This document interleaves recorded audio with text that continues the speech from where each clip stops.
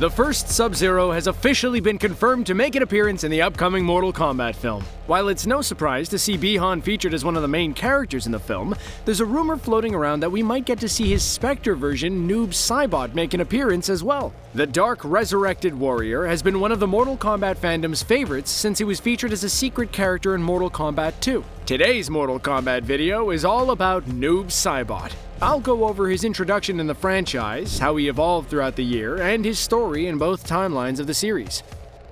As discussed in our CBR video on Scorpion's origin story, the first Sub-Zero was resurrected by the evil necromancer Quan Chi as the warrior of darkness Noob Saibot. But the black-clad ninja first appeared in the Mortal Kombat franchise without really having a story behind his character. Noob Saibot was one of those secret characters you could unlock under certain conditions. But to get him as a playable character, you first had to challenge him to Mortal Kombat. In order for him to appear in Goro's lair, the task was rather simple.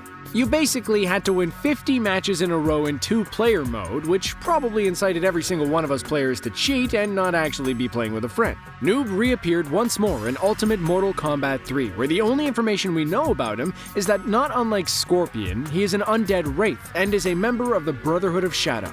Now, you might have noticed that his name is kind of funky and clashes with most of the other characters of the franchise.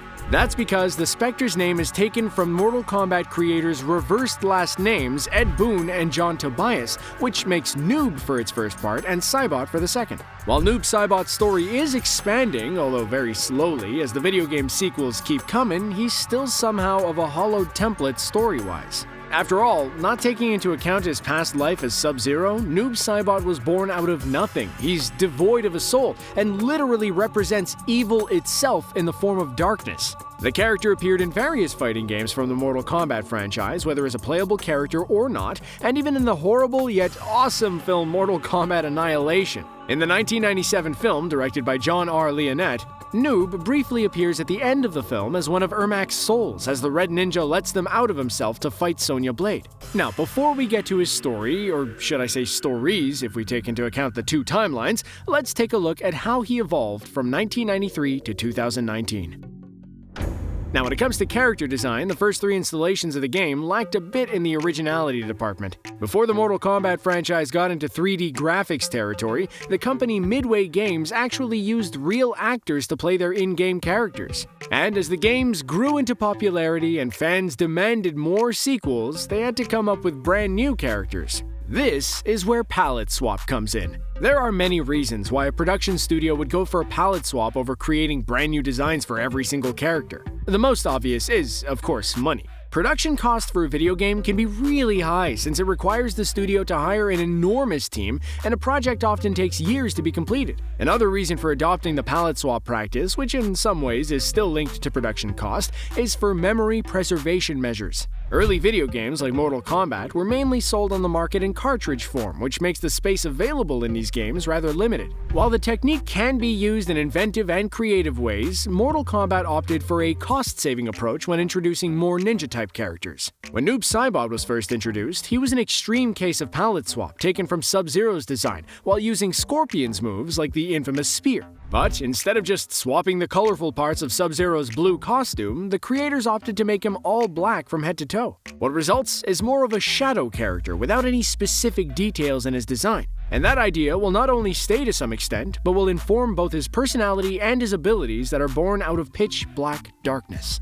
Now, in terms of character design, Noob Saibot has become one of the most iconic characters in the series, while still remaining one of its most mysterious characters. In the original Mortal Kombat, he appeared as Bi-Han under the alias Sub-Zero, wearing the blue and black ninja outfit that has later been adopted by his brother Kuai Lang. After being defeated in the first Mortal Kombat tournament by the vengeful Scorpion, Bi-Han returned as a secret character in Mortal Kombat 2. Now, I'm not quite sure what the creators thought when they brought him back in Mortal Kombat 3 using the same palette swap technique, but instead of filling in one of the ninja silhouettes with pitch black, they strangely used Kano's design, but also his special moves. Now, in some ways, this announces the mutability of the character, who can later on create clones of himself during a fight, making him even more puzzling. It's not until the special edition, Ultimate Mortal Kombat 3, that Noob Saibot somewhat emerges from the shadows, as his features are now slightly visible and appears to be a black and white version of Sub-Zero. The idea of a dark ninja design continued throughout the franchise up until the rebooted timeline in the 2011 video game Mortal Kombat,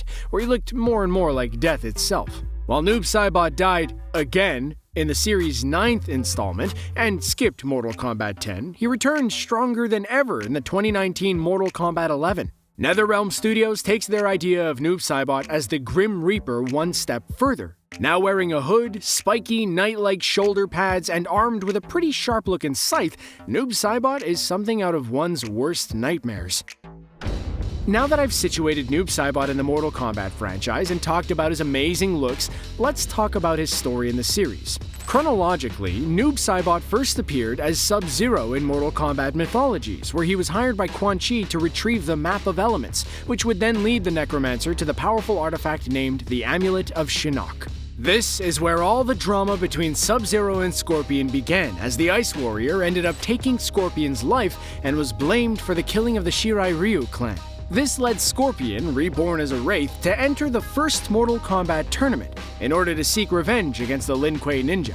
After Scorpion defeated Sub-Zero, the Ice Warrior was resurrected as the Dark Ninja Noob Saibot by that jerk Quan Chi. While he doesn't have much of a storyline in Mortal Kombat 2, he returns in the 3rd installment as an ally to the Outworld Emperor Shao Kahn. In the following game, he serves another villain once more, but this time fights side by side with the fallen Elder God Shinnok. Things get a little more interesting for the character in Mortal Kombat Deception, as he finds his old pal Smoke, now a deactivated cyborg. Noob eventually reactivates him, using him for his own gain, and starts a whole new pet project: the creation of an army of ninja cyborgs. In Mortal Kombat Armageddon, Noob and Smoke try to take over the Lin Kuei clan, but are stopped by the Edenian demigod Taven. After both characters are defeated, the God of Thunder Raiden tries to make him remember his past life as Bi-Han, but the Wraith is so corrupted and way too deep into darkness that there is nothing to do to bring him back. When the timeline is rebooted in the 2011 Mortal Kombat, Raiden has a vision of Bi-Han becoming Noob Saibot and tries to prevent Scorpion from killing the original Sub-Zero. Raiden's plan fails as Quan Chi shows Scorpion a fake version of Sub-Zero attacking his clan. While Noob still acts as a servant to bigger villains in that game, he is killed by a Soulnado, but is brought back in Mortal Kombat 11, where he is finally free from Quan Chi. Noob's newfound freedom is short-lived, as he now pledges his allegiance to the Keeper of Time Kronika, so she gives him his own dark clan. As the past and present timelines have been merged in that latest video game, and Sub-Zero succeeded in preventing Bi-Han from being corrupted by Sector, we might just get a future Bi-Han who can wield both the power of darkness and ice. That is, if some part of Noob Saibot survived the time change. Under our Scorpion video, user AJ Thomas is curious about how Cole Young is connected to Scorpion in the upcoming film. You and I both, AJ, but I think Cole might also somehow be related to Shao Kahn. Or maybe he is Shao Kahn.